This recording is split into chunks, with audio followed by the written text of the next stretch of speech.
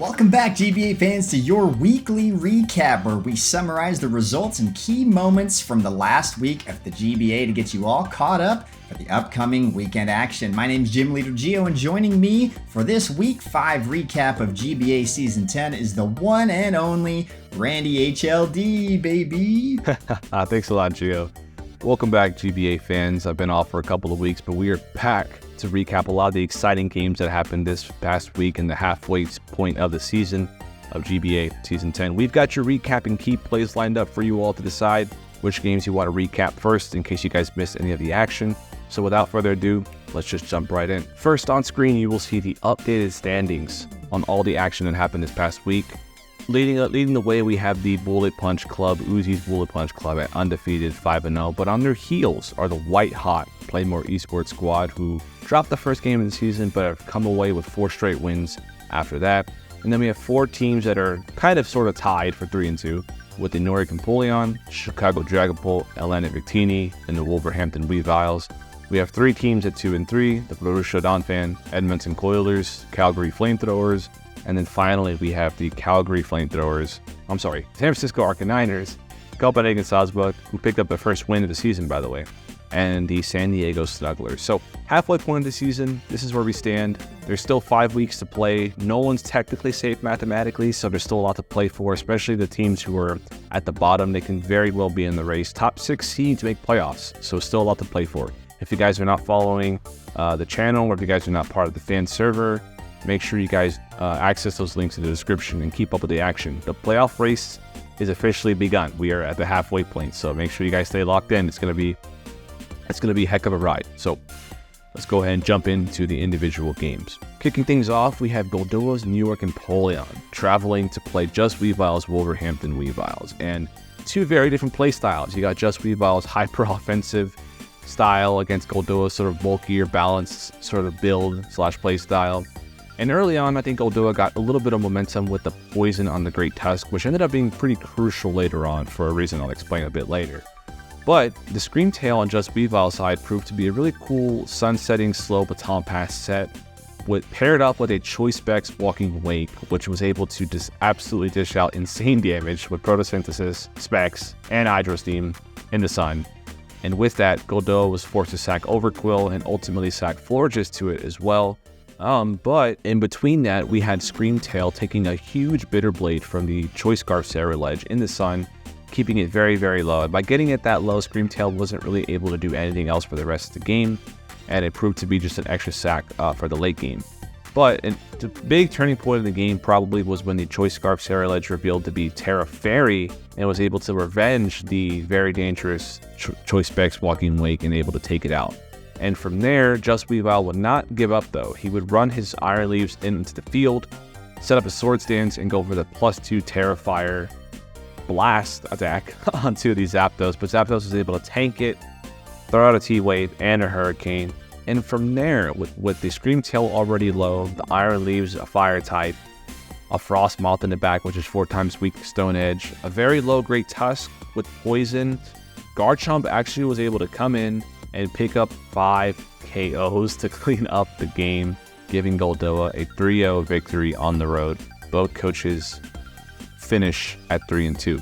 Borussia Donphan traveled to Atlanta this week to take on JayVee and his Atlanta Victini. Lars was able to lock in a 3-0 victory with his MVP Cresselia, picking up 4 kills. But much more to this story than just a Cresselia sweep. Here are your key moments from the Donphan Victini matchup. First key moment, Cloth's Endeavor versus Skeledirge. Folks, my good friend and fellow analyst Tom Z said this best. This might be one of the best turning points I've seen in this league this season. Towards the mid-game, Jay's Skeledirge starting to look pretty good offensively, but more importantly, it was Jay's only consistent answer for Lars's Cresselia. So here's how the scenario unfolds. Jay gets multiple Torch Song boosts up. He's got Slack Off in his back pocket. He's face to face with a weakened Cloth who's burned. It's looking like Skeledirge about to claim a kill, avoid revenge unscathed, and remain a threat for the rest of this game. But Lars says, not so fast. Little Cloth, that little rascal, he's got a plan in his back Cloth kit. and that's Endeavor. Jay whittles down Cloth just enough, maybe just a little too much, without knocking him out, and he gets slammed with an Endeavor right before Cloth falls to burn. That leaves Skeledirge no extra turn to slack off. He cannot switch.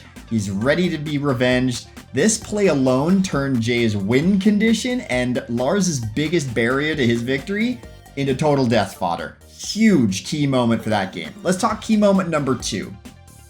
The RNG gods themselves and those awful less than 100% accuracy moves. So they came to play this week in the big ATL, and it would be hard to imagine this game playing out the same way if these misses had gone differently. A lot could have changed here. First, Lars' Salamence misses a Fire Blast on a correctly predicted Corviknight hard switch. That miss literally cost him his Salamence, as the Corviknight was outsped the next turn, narrowly avoided a KO from the Fire Blast, O-code the Salamence, and then fell to recoil. If he had hit the move the first time, Lars would have finished off that Corviknight with a simple 100% accurate move, kept his Mence at full HP or close to it. Mence had coverage to stand toe-to-toe with lots of Jay's team, so this loss was big for him, really kind of shaped the landscape a little bit for the future turns to come. Second, JayVee misses 3 Hurricanes from Tornadus this match. 3. Now listen, one of those didn't matter. It was a miss on a switch. The second turn he just outsped anyway, claimed the kill on the next turn, so literally nothing lost but PP there. But after that he missed 2 back-to-back against a Calm Mind Cress. And those had the potential to change the game. This was Jay's last hope in this battle, and he was already playing from a difficult position at that point, and even landing those Hurricanes against Crest wouldn't have guaranteed a different outcome, but people, this is Pokemon we're talking about. There was RNG at play, and trust me, it could have changed the landscape. Those Hurricanes, they're close to a 2-hit KO. Crest would have been forced into recovery spam. Hurricane could have confused Crest. They could have crit. And behind a nasty plot, ignoring those Calm Mind defensive boosts, he could have broken Crest and turned that match around entirely. Whole bunch of different shenanigans are on the table. RNG is king, people. And the game could have looked a lot different without these misses. In the end, the Tornadus 2 misses lost Jay his last shot at turning a game around against a boosted Cresselia, and that's what all but sealed the deal. Next game, we have the Calgary Flamethrowers traveling to play the White Hot Playmore Esports. This game featured a sun battle and a snow battle, a weather battle, whatever you want to call it. We have snow with the Baxcalibur and the Chilling Reception Slowking, featuring a Choice Specs Weeball, which was the Electrode Hisui. And on Ben's side, we have the Torkoal with the Choice Banded Roaring Moon, who has proven to be a very big threat throughout the league. Early on, Ben had sort of a flowchart ready to go. He let out the Torkoal with the Overheat in hopes to eject out after the stat drop and bring in the Terra Dark Choice Banded Roaring Moon in the sun to try and get some kills early on. And it was actually able to take out the only quote-unquote Dragon Resist, but he didn't have a Dragon move. But he took out Sylveon pretty early on anyways, taking out like the Dark Resist, the true one at least. Quaquaval does not count. And from there, it was just a matter of which coach can try to get in their threat on time. Can they get the Baxcalibur in for free? Can they get the Electrode in for free? Could you get the Roaring Moon in for free? And in between that interaction, we had a really cool Miss Magia set that was built to take on Ursaluna with the Skill Swap, Grass Knot, Pain Split action.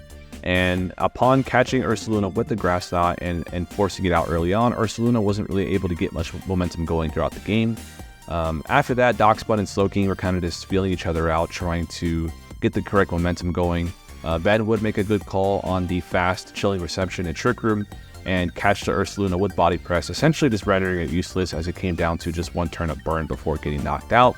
And the big turning point in the game was when Ben decided to double Roaring Moon as the Heatran was in front of the Choice Specs Hisuian Electrode, so not fearing Electrode to click Thunderbolt again, he just doubled into Roaring Moon as the Slowking came back in, and that was ultimately where Ben really wanted to get throughout the game and was able to just lock in a Terra Dark Crunch and pick up a KO. However, it did leave him kind of vulnerable to a Specs Electro late game, and to Calgary's credit, they tried their best to use Electro to try and clean up, but ultimately, Roaring Moon with the decent natural Spadef Bolt was able to hang on by, I believe it was 2 HP, and this ultimately led to Roaring Moon getting all 6 KOs in this game, giving Ben a 3-0 victory. 4 straight, they're white hot. Coach George and the San Francisco Arcaniners head to Chicago to take on QtheCostaRican and his Chicago Dragapults. Really entertaining match to watch, guys. Very offensive, very fast, and really 4 key moments that made this game play out the way that it did. First, Chiyu's Oko Hippo on turn 1. Chiyu, what a legend. Hippowdon, not a legend anymore, baby. That's a big loss for Q. If you watch his side of the match, he really was worried about that turn of events. He mentioned it several times throughout the battle. He is a lucky man and a strong man for keeping it together and not tilting after that. Rocks would have been a big plus for his team. Eased a lot of predictions for him. Having Hippo around could have been a great check. I mean, that KO instantly turned the game into a hyper-offensive showdown. And hard to imagine that it would have played out the same way it did if Hippo had survived that first round. And then there was some absolute craziness in the mid game. You guys gotta go watch this. Very entertaining. But the next key moments for me, the ultimate deciding factor for this game that set the foundation for Q's opportunity to win, is 3 moments wrapped into one, and they came back to back to back all in a row. Chiyu living on 2, an exploding Regieleki, and a trick Rotom Fridge. Those 3 things set the stage for Q's substitute Dragon Dance victory, and it all unfolded like that because of the clutch moment before it. So here's why, people. Let me talk about this. George's downfall. We'll call this key moment George's downfall. George's downfall number 1. His Chiyu lives an Iron Hands Drain Punch on 2 HP thanks to the 116 HP and 4 defense EV investment. In that moment, seems like a clutch survival that's going to give George an advantage. But hindsight is 20/20, friends. That survival literally created a snowball that made George lose. It forced George's hands into downfall number 2, his exploding Regieleki. Because Chiyu lived on 2, because he was so close to death, Q is able to revenge kill it with a Fiery Dance Iron Moth for free. If he had just died, he wouldn't have had that free opportunity. Now, at this point in the game, George doesn't actually have the best answer for a Terra Grass Iron Moth. Garganacl can't take it. Gyarados had nothing to hit it. Volcarona might have been able to go toe-to-toe with it, but because he was able to get that Fiery Dance up on an easy 2 damage revenge on Chiyu, he's not going to be able to come on in it when it's +1 already. So that just leaves Regieleki, George's only answer to this thing. And because it was at +1, George's only answer was to explode on Iron Moth. Now, that's a great play, don't get me wrong, but it created a double down situation. Both players were forced to send out their Revenge-Mon blind, and that leads me to George's downfall number 3. Q sends out Rotom, George sends out Garganacl.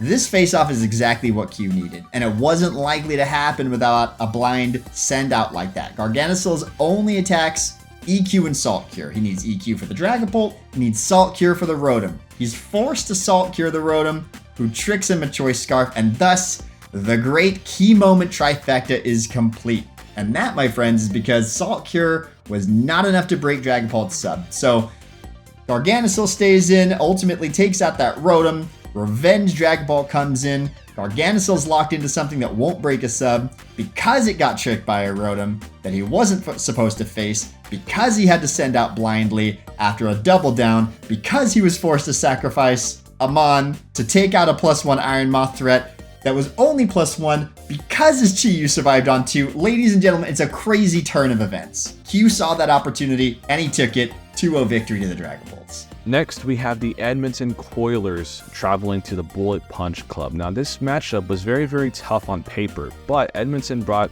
enough bulk and a really cool Trick Room Glow King set to try and take advantage of maybe a lot of the faster threats on Uzi's team. Uzi's threats, of course, feature the Galarian Zapdos, Meowscarada, and the Gholdengo.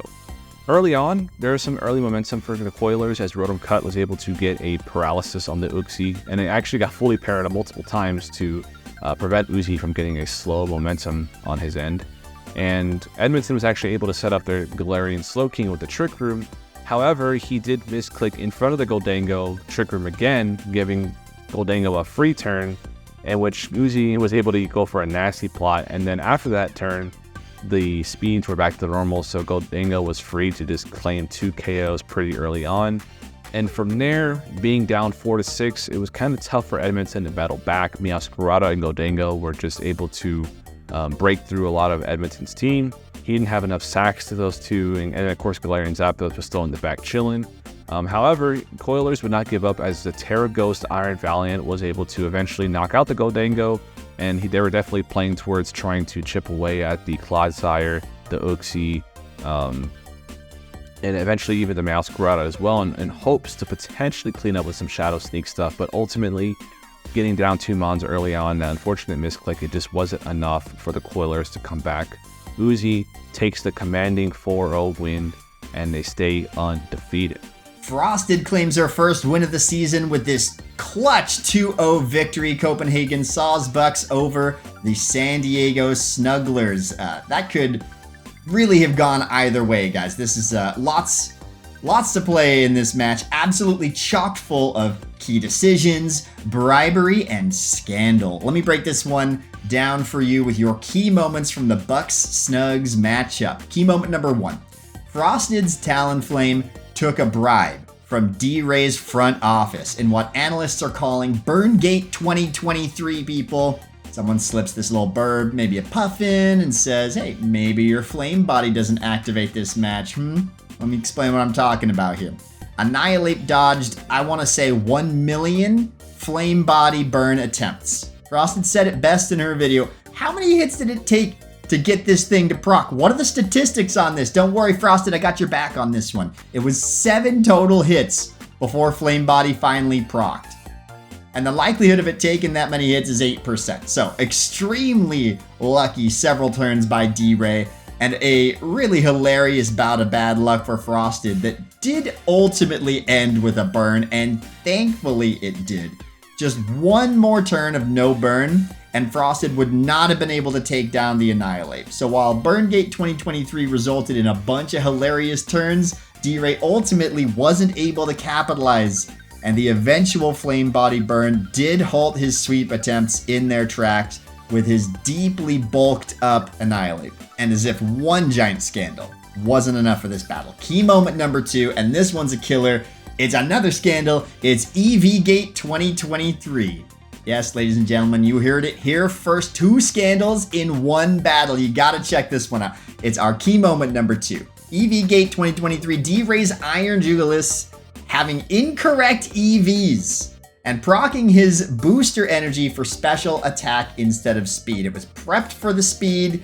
The design, the team build was for speed, but when he finally sent it out, he had this Mon EV'd incorrectly, and it was special attack. Absolute heartbreak in D.Rey's eyes on this one when he noticed, because this mistake literally cost him the game. D.Rey enters the end game ready to clean up for a 2-0 victory with what he thought was a booster energy speed IJ.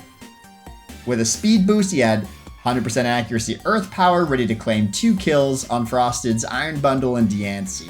Unfortunately for the sleepy boy himself, EVs were off, and his booster energy did not give him the speed he needed to outpace Iron Bundle. So what could have been an easy outspeed and Oko with Earth Power turned into an Iron Bundle Ice Beam Oko on him. This scandal is sweeping the locker room. As it turns out, performance-enhancing drugs like Booster Energy don't always have those effects you'd hope for.